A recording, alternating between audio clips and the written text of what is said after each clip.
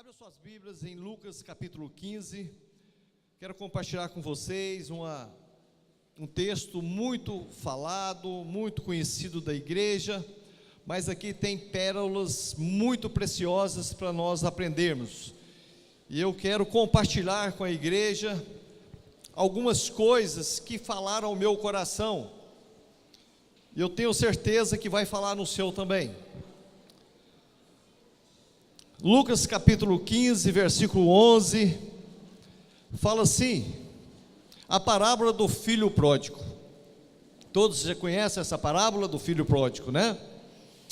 Então Jesus continuou, um homem tinha 2 filhos, o mais novo disse ao seu pai, pai, quero a minha parte da herança. Assim ele repartiu sua propriedade entre eles. Não muito tempo depois, o filho mais novo reuniu tudo o que tinha, e foi para uma região distante, e lá desperdiçou os seus bens vivendo irresponsavelmente, ou dissolutamente. Depois de ter gasto tudo, houve uma grande fome em toda aquela região, e ele começou a passar necessidade. Por isso foi empregar-se com um dos cidadãos daquela região, que o mandou para o seu campo a fim de cuidar de porcos. Ele desejava encher o estômago com as várzeas de alfarrobeiras que os porcos comiam, mas ninguém lhe dava nada. Caindo em si, ele disse, quantos empregados de meu pai têm comida de sobra, e eu aqui morrendo de fome? Eu me porei a caminho e voltarei para meu pai, e lhe direi, pai, pequei contra os céus e contra ti, não sou mais digno de ser chamado teu filho, trata-me como um dos teus empregados. A seguir, levantou-se e foi para o seu pai. Estando ainda longe, seu pai o viu, e cheio de compaixão, correu para o seu filho, e o abraçou e o beijou. O filho lhe disse, pai, pequei contra os céus e contra ti, não sou mais digno de ser chamado teu filho. Mas o pai disse aos seus servos, depressa, tragam a melhor roupa e vistam nele, colocam um anel em seu dedo e os calçados em seus pés, tragam um novilho gordo e matem-no, vamos fazer uma festa e alegrar-nos, pois este meu filho estava morto e voltou à vida, estava perdido e foi achado, e começaram a festejar o seu regresso. Amém? Então, analisando a vida desse personagem anônimo, um personagem que na Bíblia não fala o nome dele, é um personagem que apenas fala nesse texto, somente nesse livro de Lucas, não fala em nenhum outro lugar na Bíblia, mas é um anônimo que eu aprendo muito, eu aprendo algumas lições, alguns princípios na minha vida, e eu quero compartilhar isso que falou no meu coração com a igreja, sabe? Eu quero compartilhar, porque essa vida desse filho pródigo, todos nós fomos ou somos às vezes filho pródigo, sim ou não? Todos nós. Então, eu quero falar da primeira lição que eu aprendo aqui. A primeira lição fala que as nossas escolhas determinam as nossas circunstâncias. Vamos repetir comigo? As nossas escolhas determinam as nossas circunstâncias. Irmãos, a vida da gente consiste em escolhas. Desde quando nós nascemos, nós já começamos, os nossos pais começam a escolher o nosso nome. Nós começamos a crescer, depois nós escolhemos os namorados, depois nós escolhemos as esposas. A vida consiste em escolhas. Eu fico vendo aqui, se aquele jovem tinha tudo para viver em abundância com o pai, ele tinha ali uma vida tranquila. O texto diz que ele pediu para o pai, pai, me dá o que cabe a mim, me dá a minha herança. E a Bíblia diz que ele gastou tudo, viveu uma vida dissolutamente, e ele teve uma grande fome naquela terra, e ele foi trabalhar com um patrão cruel, do qual ele teve uma grande necessidade, e a ponto de desejar a comer a comida dos porcos. Olha a situação daquele jovem. Ali eu penso, se alguém passasse ali, e olhasse para aquele jovem, ia falar que a culpa foi da educação que não deram para ele. Alguns falariam que é a globalização, que é o dólar. Alguns falariam que é a crise financeira. Alguns falariam que foi o governo. Outros passariam ali e poderiam falar que foi a criação dos pais. É porque o pai não deu educação para ele, que fosse filho meu não dava herança para ele não. Outros poderiam falar que a culpa foi do destino. Muitos culpam o destino. Eu nasci para ser pobre, outros nasceram para ser rico. Outros poderiam culpar que foi o patrão dele. É o patrão que paga mal. É o patrão que paga um salário muito ruim, que ele está passando essa necessidade. E até muitos culpariam Deus. Se Deus é amor, como que Ele permite que um jovem desse vai comer comida de porcos? Mas poucos ousaria a dizer que a culpa é dele. A escolha foi dele. Um caso recente que teve aí agora, na mídia, daqueles 3 jovens que morreu agora na BR, na GO 020, a mais de 200 km por hora. Os pais estão chorando. Aí eu pergunto para a igreja, de quem é a culpa? A culpa foi daqueles jovens. Eles fizeram a escolha. Eles fizeram a escolha ali. E hoje nós estamos passando por uma grande crise no nosso país. Mas sabe quem é o culpado? Somos nós. Nós somos o culpado. Nós escolhemos o governante. E hoje nós estamos pagando o preço, a consequência de nós escolhermos errado. Então a vida consiste assim. Às vezes você está com sua esposa, escolheu a sua esposa, e hoje você está tendo uma vida difícil, e você está culpando ela, ou ela está culpando você. Irmãos, nós somos responsáveis pelas escolhas que nós tomamos na vida. Aquele jovem, ele tomou uma decisão errada. Às vezes você está obeso, está se engordando. Às vezes você está com a alimentação errada. Você escolheu ter uma vida sem atividade física. Você está com dor ali, dor acolá. Eu quero dizer para você, escolha sua, meu irmão. Escolha sua, minha irmã. Você escolheu hoje para estar aqui. Você podia muito bem estar na sua casa, assistindo o jogo, assistindo a televisão, olhando o WhatsApp, olhando o seu Facebook, mas você fez uma escolha. Você fez a escolha certa. Você veio para a casa do Pai. Um dia, meu irmão, há uns quase 20 anos atrás, eu fiz a escolha que mudou minha vida. O bispo me convidou para vir nesta igreja, e eu peguei, escolhi e vim. Mas eu passei na igreja, a igreja era pequenininha ali, era tão feia, só tinha 3 carros na porta, e eu tinha um carrão na época. Passei aqui na porta, eu falei, um cara do meu naipe, eu ia numa igrejinha desse de jeito nenhum, fui lá para o Paim beber cerveja. No outro domingo ele falou, você não foi lá? Eu falei, você não fui não, eu não achei aquela igreja não. Mas no outro domingo eu escolhi, vim aqui, e eu recebi uma palavra que mudou a minha vida. Eu tomei a decisão certa. Eu tomei a decisão certa na minha vida. E eu quero chamar a atenção da igreja, que as nossas consequências, irmãos, nós pagamos pelas escolhas erradas que nós tivemos. Na Bíblia conta um caso, preciso de você abrir lá em 2 Reis, capítulo 5, versículo 20, de um jovem chamado Geazi. É um jovem pouco conhecido na Bíblia.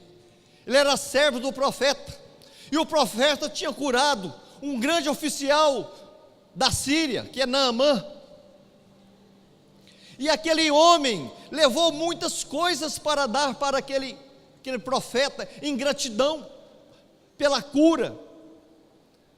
E a Bíblia diz que aquele profeta curou aquele homem, mas não aceitou nada. E aquele servo do profeta pensou assim: meu líder está ficando doido. Como o homem está querendo dar prata, dar ouro, dar roupas, e o meu líder não quer. A Bíblia diz que ele correu atrás do homem, do grande general Naamã, e falou: olha, o meu líder está querendo o que você ofereceu para ele. E a Bíblia diz que Naamã deu para ele não só 35 quilos de prata, mas deu 70 quilos de prata, e deu mais 2 roupas para ele, e ele voltou. Ao que chegou lá, o líder dele perguntou ao profeta: aonde você estava? Eu estava por aí. Aí o profeta falou para ele: olha, você escolheu errado.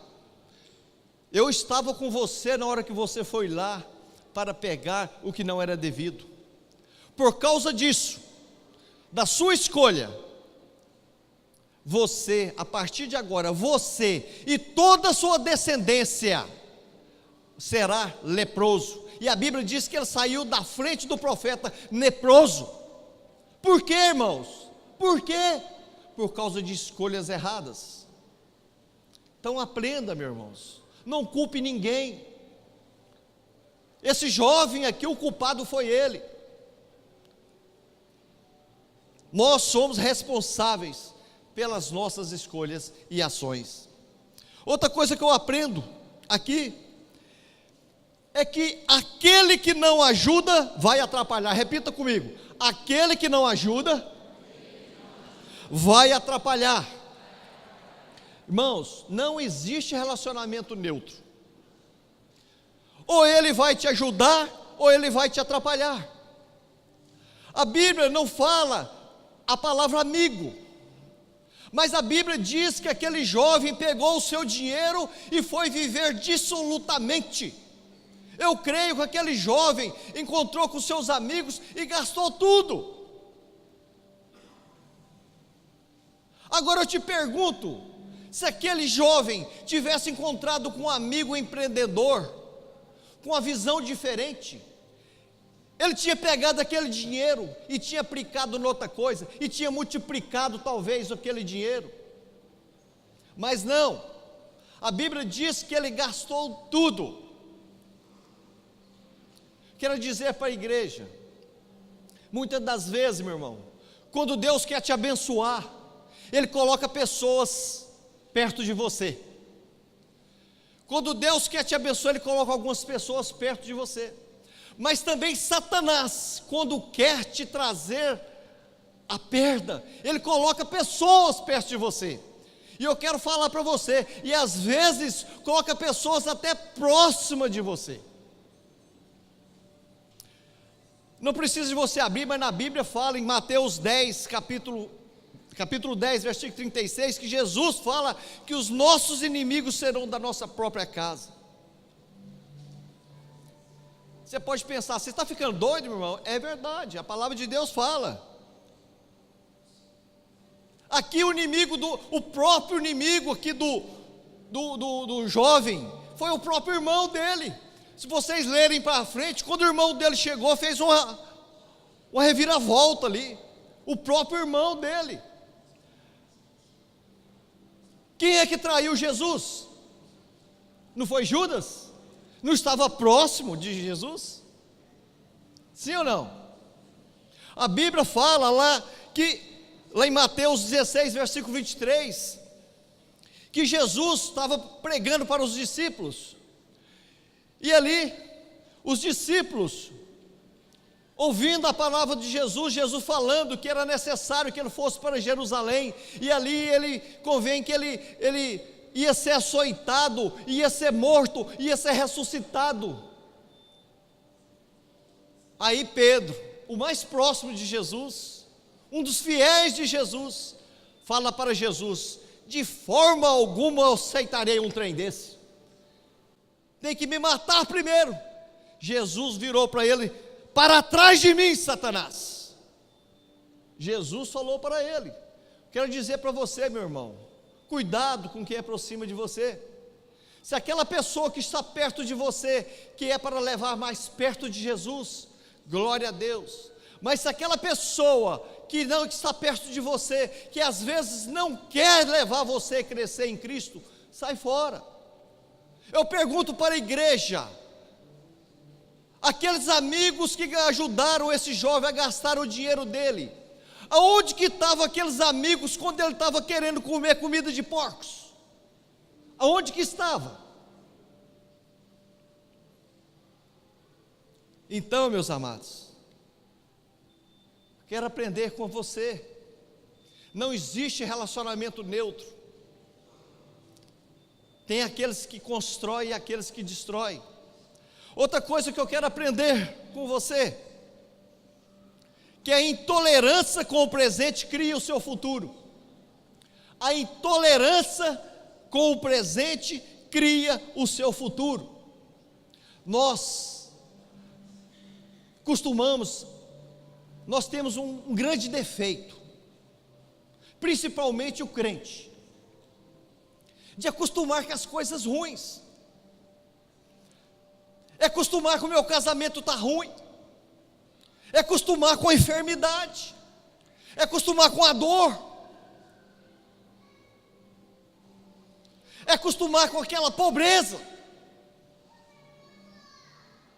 é acostumar com aquela apostasia cristã.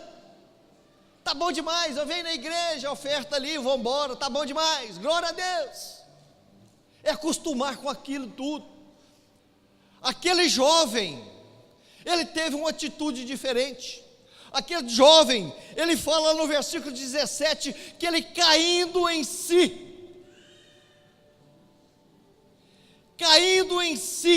ele falou assim: eu não quero viver mais desse jeito. A Bíblia diz que ele caiu em si e falou assim: eu vou voltar para a casa do Pai.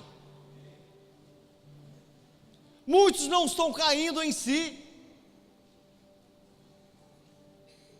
muitos estão com a vida de mesmice. Ele entra, sai, passa meses e meses, a mesmice, o conformismo. Aquele jovem, ele não aceitou aquela situação. Ele falou: eu vou voltar para a casa do meu pai. Ele teve uma mudança de mente. Muitos estão indo na célula, irmão, e não acontece nada, passa anos e anos e anos. Muda essa situação, não aceita, seja intolerante à mesmice, ao conformismo, não aceita o seu casamento ruim, procura ajuda ao seu pastor. Sai dessa mesmice. Se ele tivesse acomodado ali, irmão, se aquele jovem tivesse ganhado o seu dinheiro, vocês acreditam que ele voltaria para a casa do pai? Ele não voltaria para a casa do pai. Então a intolerância do seu presente cria um futuro para você, meu irmão. Não aceita você viver dessa vida. Às vezes você está no seu trabalho, já tem ano, e você está com a mesma situação, você não é promovido, você não tem uma atitude diferente. Irmãos, hoje nós vivemos, aquele que sobressai é aquele que tem atitudes inusitadas, aquele que tem atitudes diferentes, assim como aquela mulher do fluxo de sangue.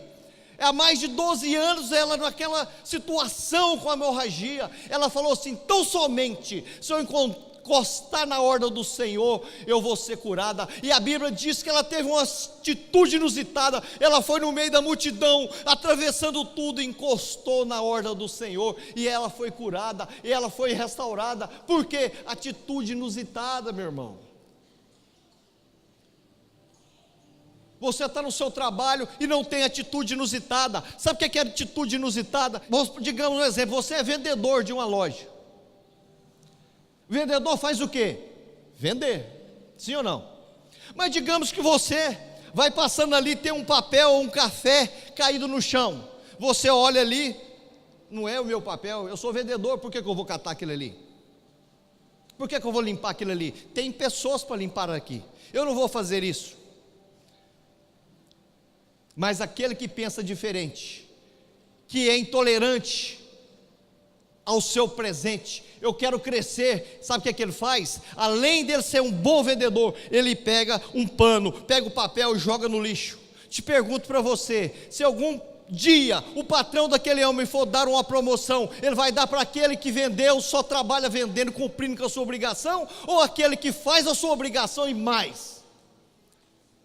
Ele vai dar a promoção para aquele que agiu diferente. Nós precisamos de agir diferente. Não aceita o comodismo, não aceita o conformismo na sua vida cristã, meu irmão, no seu trabalho, no seu casamento. Seja intolerante. Aquele jovem foi intolerante. Basta, eu não quero viver assim, eu não quero viver com essa vida de comer comida de porcos. Outra coisa que eu aprendo, lição de vida desse jovem, que não existe mudança sem dor. Toda mudança, meu irmão, ela vem acompanhada de pressão, ela vem acompanhada de perdas, ela vem acompanhada de dor. Aqueles que estão buscando somente o conforto e o prazer, meu irmão, eles terão dificuldade em crescer. Muitos estão só acomodados, muitos estão querendo só o conforto, ar-condicionado. Chega aqui, chega na célula, eu não tenho obrigação de orar, eu não tenho obrigação de convidar ninguém, eu estou aqui, estou conformado, está tudo beleza, está tudo bom. É obrigação do líder de convidar pessoas, eu não tenho obrigação nenhuma não. Tem que doer, irmãos, tem que pagar o preço. Quero dizer para a igreja que a perda e a cura a perda é a cura mais rápida para a ingratidão. Só depois de perder tudo que aquele jovem acordou. Não deixe chegar a esse ponto na sua vida, meu irmão.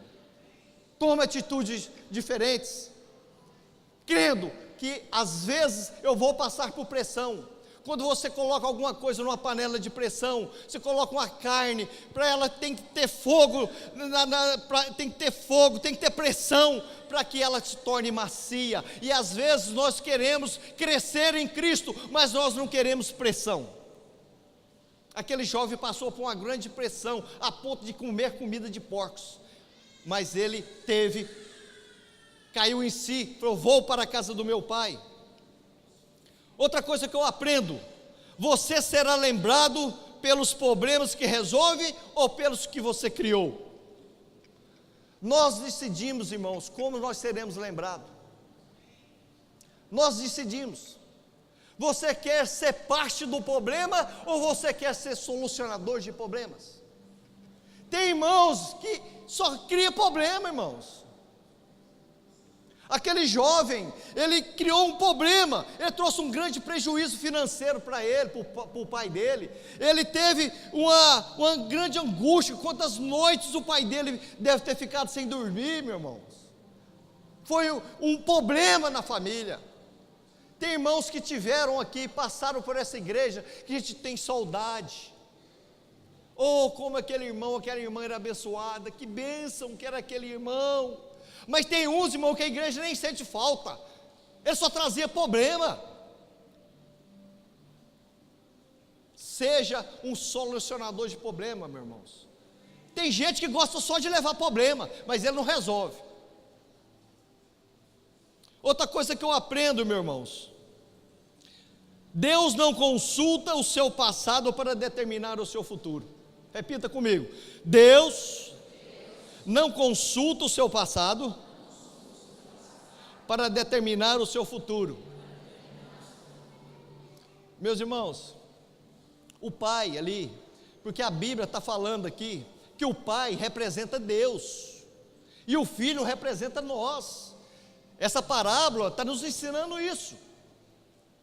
O pai representa Deus. O pai daquele filho pródigo ele não quis saber do passado do filho dele.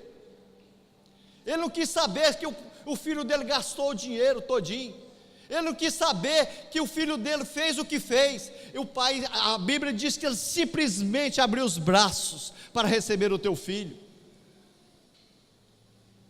Muita gente que carrega a culpa, meu irmão, do passado. Muitas pessoas não querem voltar para Cristo, porque elas não acham que o pai vai chegar lá e vai dar uma surra. Eu não sou digno de voltar para a igreja. Aquele jovem merecia ou não merecia levar uma tunda? Não merecia? Merecia, gastou o dinheiro todinho da família. Aquele jovem merecia levar uma tunda, irmão. Mas o pai não quer saber do seu passado. O lugar de cura, lugar de você ser transformado é aqui, é na casa do pai. Aqui não tem carrapicho que Deus não possa tirar. Aqui é um hospital onde que você é curado, onde você é tratado. Mas a atitude do pai foi diferente. Ele manifestou uma grande graça e amor na vida daquele jovem. Outra coisa que eu aprendo, um princípio muito importante: vá onde você é celebrado, meu irmão. Aquele jovem, quando ele caiu em si, ele poderia muito bem voltar para a turma dele, sim ou não? A Bíblia diz que ele caiu em si. Ele tinha duas opções: ou ele voltava para a turma, ou ele voltava para a casa do pai. Quero dizer para a igreja: vá onde você é celebrado. Você é celebrado na igreja, você é celebrado nas células. Aqui o Senhor te aceita incondicionalmente. Nas células você é lembrado no dia do seu aniversário. Não volte para a turma. E por último, irmãos, a bênção não é para quem merece, mas para aqueles que confiam na graça de Deus. Vou repetir: a bênção não é para quem merece, mas para aqueles que confiam na graça de Deus.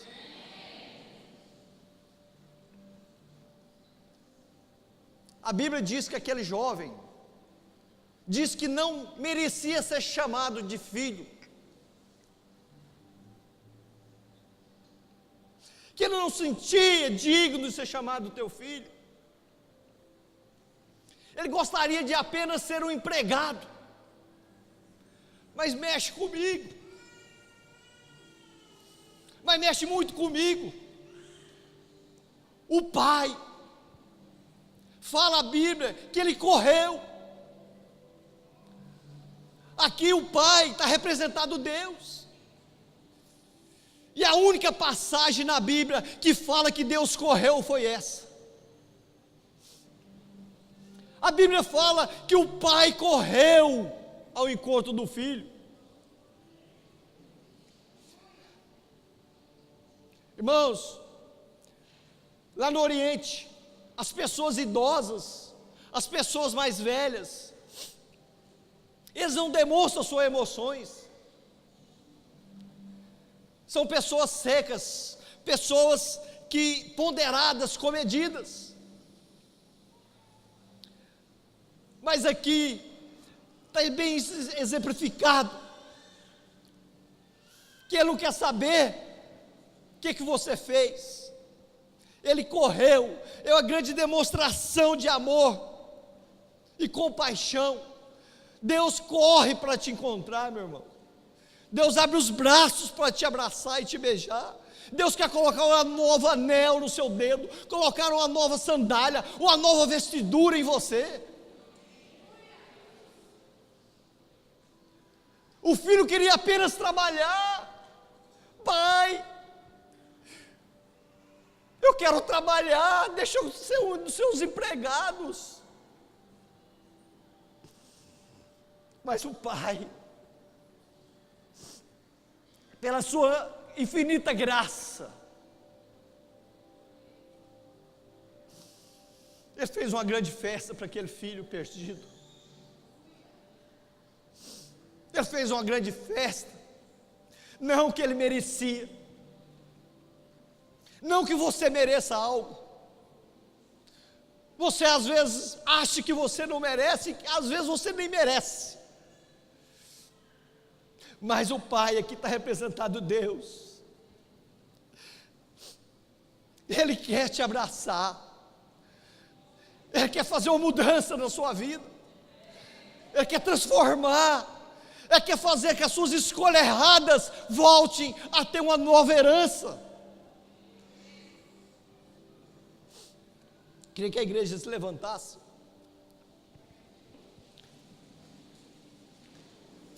Quero dizer para você, meu irmão, que a bênção não é para o melhor, aquele que se comporta melhor, nem para aquele que é merecedor. A bênção é para aqueles que confiam na graça de Deus. Você confia na graça de Deus? Às vezes você fez a escolha errada no passado. Quero dizer para você, meu irmão, minha irmã, Deus quer agir com você incondicionalmente. Deus quer trazer bênçãos na sua vida. O Pai está com os braços abertos esperando você. E se você estiver sentindo um tremor na tua perna, se você quer uma transformação na sua vida, se que você quer algo novo na sua vida, quero dizer para você que o Pai está de braços abertos esperando você, que você possa vir aqui, para nós orarmos como igreja, para que Deus possa transformar a sua vida. Às vezes você está com uma situação como aquele jovem, desejando comer comidas de porcos, mas Deus quer mudar a sua vida, meu irmão.